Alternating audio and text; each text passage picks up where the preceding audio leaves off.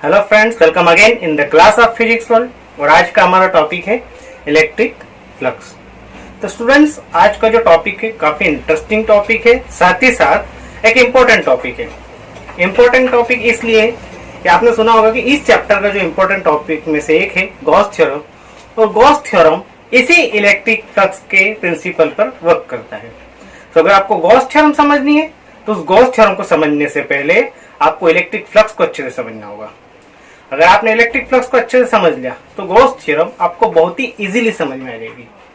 तो चलिए स्टार्ट करते हैं। तो यहाँ पर इलेक्ट्रिक फ्लक्स को समझने से पहले हम इसकी दो टर्म्स को समझेंगे। तो जब हम इलेक्ट्रिक फ्लक्स स्टार्ट करते हैं तो यहाँ पर हमको दो टर्म्स सुनने को मिलती है, वो होती है इलेक्ट्रिक फील्ड और सरफेस एरिया। तो इलेक्ट्रिक फ्लक्स को स्टार्ट करने से पहले हमें इन्हीं दो टर्म्स को पहले अच्छे से समझना होगा। Electric field and surface area में कुछ पॉइंट्स है जो मैं अभी फिलहाल आपको बता देता हूं, लेकिन हालांकि आपको इलेक्ट्रिक फील्ड्स के लिए मैं एक अलग से जो वीडियो होगा मेरा वो आपको देखना होगा ताकि आप उसके बारे में डिटेल नॉलेज ले सके। तो चलिए फिलहाल यहाँ पर कुछ इंपॉर्टेंट पॉइंट्स के ऊपर डिस्कस कर लेते हैं हम इनके। तो इलेक्ट्रिक फील्ड में आपको कुछ पॉइंट्स का ध्यान रखना है जो हमें इस इलेक्ट्रिक फ्लक्स वाले टॉपिक में काम आएगी।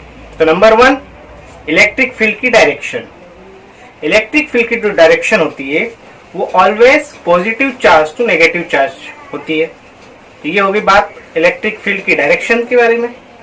दूसरी बात कि जो इलेक्ट्रिक फील्ड्स होती है ये कभी भी इंटरसेक्ट नहीं करती है एक दूसरे को, means the electric field never intersect to each other. And third point कि जो इलेक्ट्रिक फील्ड लाइंस होती है ये जितनी एक दूसरे के क्लोज होगी, मतलब जितनी फील्ड लाइंस डेंस्ड होगी उतनी ही ज्यादा इलेक्ट्रिक फील्ड स्ट्रॉन्ग होगी। वहीं जितनी ही इलेक्ट्रिक फील्ड लाइंस के बीच में गैप ज्यादा होगी, जितने डेंस्ड नहीं होंगे, जितने कम डेंस्ड होंगे उतने ही वीक इलेक्ट्रिक फील्ड होगी। तो ये 3 पॉइंट्स है जो हमें ध्यान रखना है, और यही जो चीजें हैं ये हमें इलेक्ट्रिक फ्लक्स में काम आने वाली है। इसके साथ अब हम बात करते हैं सरफेस एरिया की। तो surface area is also vector quantity. Electric field because वहां डायरेक्शन की बात हो रही है पॉजिटिव टू नेगेटिव, तो वहां पर इलेक्ट्रिक फील्ड डेफिनेटली एक वेक्टर क्वांटिटी होगी। लेकिन साथ ही साथ जो सरफेस एरिया होता है वो भी एक वेक्टर क्वांटिटी होता है। और यहाँ पर जैसे हमने बात की कि अगर वेक्टर क्वांटिटी इट मीन्स कि वहां पर डायरेक्शन होगी, तो बिल्कुल सरफेस एरिया में डायरेक्शन होती है, और ये जो डायरेक्शन होती है ये सरफेस एरिया के परपेंडिकुलर होती है। तो एग्जाम्पल के लिए जैसे अगर मैं अपने हैंड को अगर एक सरफेस एरिया कंसिडर करता हूं तब इसकी जो डायरेक्शन होगी वो इस हैंड के परपेंडिकुलर होगी। ठीक है, आई होप तभी आपको ये टॉपिक समझ में आया होगा कि सरफेस एरिया की जो डायरेक्शन होगी वो कहां पर होगी। ठीक है, अब हम चलते हैं इलेक्ट्रिक फ्लक्स पे। तो चलिए स्टार्ट करते हैं इस टॉपिक को। तो जो इलेक्ट्रिक फ्लक्स है उसको हम इस तरीके से समझ सकते हैं कि जब फील्ड लाइंस, जैसे हमने बात की पॉजिटिव टू नेगेटिव ट्रेवल कर रही है, तो जब फील्ड लाइंस ट्रेवल कर रही होती है उनके बीच में अगर एक सरफेस एरिया आ जाता है तब जो नंबर ऑफ फील्ड लाइंस है जो सरफेस एरिया को क्रॉस करेगी उस नंबर ऑफ फील्ड लाइंस को हम बोलेंगे इलेक्ट्रिक फ्लक्स। क्या कि जब फील्ड लाइंस किसी सरफेस पर आकर स्ट्राइक करती है तो जितने नंबर ऑफ फील्ड लाइंस वो सरफेस एरिया को क्रॉस कर जाएगी वो नंबर ऑफ फील्ड लाइंस होगी इलेक्ट्रिक फ्लक्स। अब इसको समझने के लिए हम इस तरीके से बोल सकते हैं कि जैसे एग्जांपल के लिए जो इलेक्ट्रिक फील्ड लाइंस होती है, अगर आपने ध्यान से देखा होगा तो उन फील्ड लाइंस को किस एक सिंबल से डिनोट किया जाता है, सभी जानते हैं, एरो से। तो हम ये कंसिडर कर सकते हैं कि जो फील्ड लाइंस से वो एरो के फॉर्म में जब आगे बढ़ती है तो हम ये समझ सकते हैं चलो एरो की बरसात हो रही है, रेनिंग ऑफ एरोस हो रही है। अब सपोज अगर मान लो जैसे हम युद्ध की बात करते हैं तो जो पुराने टाइम में जो युद्ध होता था, महाभारत का, रामायण का आपने युद्ध देखा होगा, तो उसमें देखा होगा कि जब तीर चलाते थे तो जो चलाते थे तो कुछ एक ही तीर जाके बहुत सारे तीर बन जाते थे, उनकी बरसात होती थी। अब होता क्या था, जाके जितने भी वहां पे जो वॉरियर्स थे उनको लग जाते थे, तो वहां पर क्या होता था कि जो एरोस थे वो उन सोल्जर्स को क्रॉस कर जाते थे। तो वहीं पर हमें फील्ड लाइंस को थोड़ा सा कंपेयर कर लेते हैं उससे।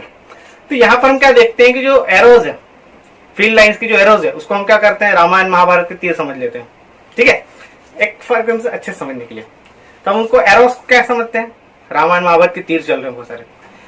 तो ऐसे टाइम में मुझे याद आती है भीष्म पितामह की, तो महाभारत के टाइम में आपने देखा होगा कि जो भीष्म पितामह थे, उनको जो तीर थे वो पूरे शरीर को क्रॉस कर गए थे। बहुत सारे एरोज आए, उनकी जो बॉडी थी उस बॉडी को क्रॉस करके चली गई। तो तीर तो बहुत सारे लगे। अब वहां पे भीष्म पितामह को आप देख सकते हो, बहुत सारे जो तीर थे उनकी बॉडी को क्रॉस करके चले गए। तो जितने नंबर ऑफ एरोस उनकी बॉडी को क्रॉस कर गए वो क्या थे, वो उनके लिए फ्लक्स था। एग्जाम्पल के लिए हम ले रहे हैं, इसे अदर वे ना लिया जाए, सिर्फ और सिर्फ हमको इस टॉपिक को समझने के लिए हमने उस एग्जाम्पल को लिया है कि किस तरीके से जो एरोस थे वो भीष्म पितामह की बॉडीज को पार करके निकल गए। तो जितने एरोस उनकी बॉडी को क्रॉस करके निकले वो उनकी बॉडी के लिए वो क्या था, इलेक्ट्रिक फ्लक्स था। सिमिलरली कि जब फील्ड लाइंस जब ट्रेवल कर रही होती है तो उसके सामने जो सरफेस होती है, तो सरफेस से जितनी number of field lines cross कर जाएगी वो फील्ड लाइंस तो सरफेस की क्या होगी, इलेक्ट्रिक फ्लक्स होगा। तो इलेक्ट्रिक फ्लक्स क्या है कि जो नंबर ऑफ फील्ड लाइंस वो सरफेस को क्रॉस कर जाएगी, तो नंबर ऑफ फील्ड लाइंस होगी उसके लिए इलेक्ट्रिक फ्लक्स। तो यहां पे भी कुछ केसेस चलेंगे। आई होप ये इतना टॉपिक तो आपको मुझे लगता है समझ में आ गया होगा। लेकिन अब यहाँ पे इस फ्लक्स के लिए कुछ कंडीशंस भी है। जैसे कि मैंने बताया कि दो चीजें यहाँ पर जरूरी है। अगर इलेक्ट्रिक फ्लक्स अगर आप देख रहे हो कि फिनोमिना होगा तो कब होगा, दो चीजें उसके लिए जरूरी है। उन दो चीजों के बिना इलेक्ट्रिक फ्लक्स या फिनोमिना पॉसिबल नहीं है। वो दो चीजें कौन सी है? पहली हमने किसकी बात की, फील्ड लाइंस आ रही है, मतलब पहली चीज तो फील्ड लाइंस। अगर फील्ड लाइंस होगी नहीं तो फ्लक्स बनेगा कहाँ भैया? इट मीन्स फील्ड लाइंस जरूरी है। दूसरा, फील्ड लाइंस किसको क्रॉस कर रही है, सरफेस एरिया को। तो मतलब सरफेस एरिया होगा तो ही क्रॉस करेगी, होगा ही नहीं तो क्रॉस किसको करेगी। तो इसका मतलब दो चीजें जरूरी है, पहला फील्ड लाइंस, दूसरा सरफेस एरिया। ठीक है, इसका मतलब हम ये बोल सकते हैं कि electric flux is directly proportional to the electric field and the electric flux is also directly proportional to the surface area. कैसे? सपोज अगर मैं एक एरिया कंसिडर कर लेता हूं, अब नंबर ऑफ फील्ड लाइंस आ रही है, मैं स्ट्रॉन्ग इलेक्ट्रिक फील्ड लाइंस और वीक इलेक्ट्रिक फील्ड के बारे में बताया था। तो अब मैंने ये एरिया कंसिडर कर लिया, अब इसमें कुछ नंबर ऑफ फील्ड लाइंस आ रही है, तो जितनी फील्ड लाइंस क्रॉस करेगी वो तो इलेक्ट्रिक फ्लक्स है। अब सपोज ये जो फील्ड लाइंस है ये कम डेंस्ड है, तो सीधी सी बात है कम फील्ड लाइंस सरफेस को क्रॉस करेगी। लेकिन अगर मैं इसके कंपेयर में अगर एक ऐसी फील्ड देखूं जो बहुत ही स्ट्रॉन्ग है, तो क्या होगा, नंबर ऑफ फील्ड लाइंस बढ़ जाएगी।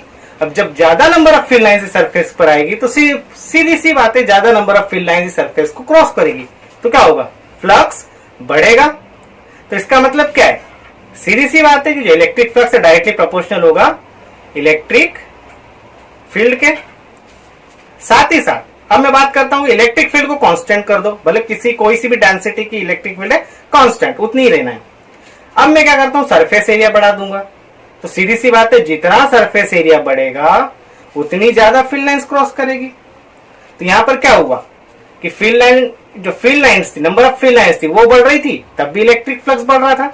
और अगर मैं उसको कांस्टेंट कर देता हूं और सरफेस एरिया बढ़ा देता हूं, तो सरफेस एरिया बढ़ाने के बाद भी क्या हो रहा है, इलेक्ट्रिक फ्लक्स बढ़ रहा है। मतलब दोनों स्टेटमेंट जो होते हैं वो सही साबित होते हैं कि electric flux is directly proportional to the electric field intensity and electric flux is directly proportional to the surface area. अब जैसे कि हमने बात की इन दोनों पॉइंट्स के बारे में, इन दोनों को मिला देते हैं बिकॉज दोनों ही एक वेक्टर क्वांटिटी है। तो हम बोल सकते हैं electric flux is equal to, या we can say electric flux is proportional to E vector dot A vector, electric field into surface area. अब मैंने जैसे बताया दोनों ही वेक्टर क्वांटिटी है, प्रोपोर्शनल का साइन हटा के कांस्टेंट देंगे जिसकी वैल्यू हम क्या मानेंगे 1। उस कंडीशन पे जो फ्लक्स की वैल्यू होगी वो होगी phi E is equal to E vector dot A vector. ठीक है, अब वेक्टर है इसको स्केलर में हमें कन्वर्ट करना पड़ेगा, तब जब स्केलर में कन्वर्ट करेंगे तब बनेगा phi E is equal to E dot A cos theta. यहां पे एक चीज हम समझना है, phi E is equal to E dot A cos theta. इसका मतलब ये है कि जो फ्लक्स है वो इलेक्ट्रिक फील्ड, सरफेस एरिया, साथ ही साथ उन दोनों के एंगल, इन तीन चीजों पर डिपेंड कर रही है। तो अभी तक तो हमने बात की थी फील्ड लाइंस के बारे में। सरफेस एरिया के बारे में। अभी एंगल का रोल कहां से आया, तो चलिए इससे समझते हैं। जैसे हमने बात की जो फिल लाइन्स है, वो फिल लाइन्स इस डायरेक्शन में आ रही है, और जो सरफेस है वो भी कहां पर आ रहा है, इस डायरेक्शन में आ रहा है। तो उस कंडीशन पे दोनों के बीच में जो एंगल होगा, बिकॉज दोनों सेम डायरेक्शन में, तो जो थीटा की वैल्यू होगी वो क्या होगी, थीटा की वैल्यू होगी 0। तब उस कंडीशन में जो मैक्सिमम जो फ्लक्स है वो होगा कब, जब थीटा की वैल्यू होगी 0, बिकॉज cos 0 की वैल्यू क्या होती है 1। उस कंडीशन में फाई इज इक्वल टू हो जाएगा ई डॉट ए। अब सपोज ये जो सरफेस आपने लिया इसको थोड़ा सा आप बेंड कर देते हो, आप थोड़ा सा झुका देते हो, तब क्या हो रहा है कि जो पहले कुछ फिल लाइंस क्रॉस कर रही थी उस सरफेस के झुक जाने की वजह से, उसके बेंड हो जाने की वजह से अब कुछ फिल लाइंस उसको क्रॉस किए बगैर ही जा रही है, मतलब कुछ ऊपर से निकल गई, कुछ नीचे से निकल गई। तो अब जो पहले के कंपेयर में अब क्या हुआ, फिल लाइंस थोड़ी सी कम हो गई, फ्लक्स थोड़ा सा कम हो गया। अब वो कितना होगा वो डिपेंड करेगा किस पर, वो जितने एंगल से सरफेस आपका बेंड हुआ है। अब जरूरी है कि सरफेस ही बेंड हो सकता है सरफेस तो सीधा हो, लेकिन फिल लाइंस ऐसी आने की बजाय थोड़ी सी अलग एंगल से आ रही हो, तो उस कंडीशन में भी एंगल जो है वो चेंज हो सकते हैं। उस कंडीशन में वो थीटा की वैल्यू कुछ भी हो सकती है। तब जो फाई की वैल्यू होगी phi is equal to E dot A cos theta.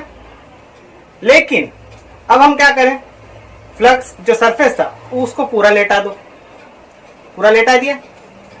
तो अब लेटाया तो मैंने क्या बोला था कि सरफेस की जो डायरेक्शन होती है वो क्या होती है, उसके प्लेन के परपेंडिकुलर, इस तरीके से। तो अगर इसको आपने लेटा दिया तो वो डायरेक्शन नीचे होगी। तो उस कंडीशन में क्या होगा, तब उन आपके पास फिल लाइंस और सरफेस एरिया के बीच में जो एंगल बनेगा वो बनेगा 90 डिग्री का। मैथमेटिकली अगर हम बात करें तो phi is equal to E dot A cos 90। आप सभी जानते हो कॉस 90 की जो वैल्यू होती है वो कितनी होती है, 0। तो उस कंडीशन में अगर कॉस 90 0 हुआ, इट मीन्स कि फ्लक्स भी क्या हो गया 0। तो क्या होगा, फिल लाइन सब कम क्रॉस करेगी, करेगी ही नहीं, कम क्या करेगी, तभी तो फ्लक्स 0 हो गया। अब इसको अगर प्रैक्टिकली अगर हम हमारे हिसाब से देखें तो किस तरीके से समझ सकते हैं। तो जैसे मान लो एग्जाम्पल के लिए कि आप कहीं पे जा रहे हो, बहुत सारी भीड़ है, तो आपने देखा होगा जैसे कोई टेररिस्ट आता है और मशीन गन चलाना स्टार्ट करता है तो लोग सबसे ज्यादा क्या करते हैं, भागते हैं। लेकिन भागने से ज्यादा सबसे अच्छा, सबसे बेस्ट तरीका बोला जाता है कि तुरंत जमीन पर लेट जाओ। क्यों जमीन पर लेट जाओ, क्योंकि जब वो फायरिंग करता है, ध्यान से देखना, फायरिंग करता है तो उसकी डायरेक्शन इस तरीके से होती है, ठीक है। अब जब आप लेट जाते हो, आप पहले कैसे थे, सरफेस से इस तरीके से, आप इस तरीके से खड़े थे, मतलब बिल्कुल सामने 0 डिग्री के साथ, क्योंकि आपकी भी डायरेक्शन तो ऐसी ही होगी ना, आप 0 डिग्री के साथ बिल्कुल उसके सामने खड़े हो तो सबसे ज्यादा आपको लगेगी। अब होता क्या है, थोड़े से बेंड हो गए तो हो सकता है कुछ गोलियां आपके ऊपर से निकल जाए। लेकिन अगर आप जैसे ही जमीन पे लेट जाएंगे, बिकॉज उसकी डायरेक्शन इस तरीके से है, तो क्या होगा, आप जमीन पे लेट गए तो सारी गोलियां आपके ऊपर से चली जाएगी, आपको एक भी नहीं लगेगी, मतलब आपके थ्रू कोई गोलियां पार नहीं हो रही ना, तो आपका फ्लक्स क्या हो गया 0। तो क्या हो रहा है यहां पर, सेम चीज यहां पर है कि जब फिल लाइंस आ रही है, अगर आप पूरा ही झुक गए तो सारी फिल लाइंस आपके ऊपर से चली जाएगी, और जब सारी फिल लाइंस आपके ऊपर से चली जाएगी तो एक भी फिल लाइन आपको क्रॉस नहीं करेगी, तो फिर नंबर ऑफ जो फ्लक्स होगा वो क्या हो जाएगा, नंबर ऑफ फिल लाइन जो क्रॉस करेगी वो कितनी हो जाएगी, 0। सिंपल सा है, हम इसको इस तरीके से समझ सकते हैं, ठीक है। तो आई होप ये जो टॉपिक है आपको बहुत अच्छे समझ में आया होगा। ऐसे ही हमसे जुड़े रहने के लिए हमारे चैनल को लाइक एंड सब्सक्राइब करना ना भूलें, और डिटेल नॉलेज के लिए और ज्यादा जानकारी के लिए हम हमारी वेबसाइट पर विजिट कर सकते हैं, जिसकी लिंक नीचे हमारे डिस्क्रिप्शन में दी हुई है। साथ ही साथ आपको केमिस्ट्री से रिलेटेड वीडियोस के लिए भी नीचे लिंक दी होगी।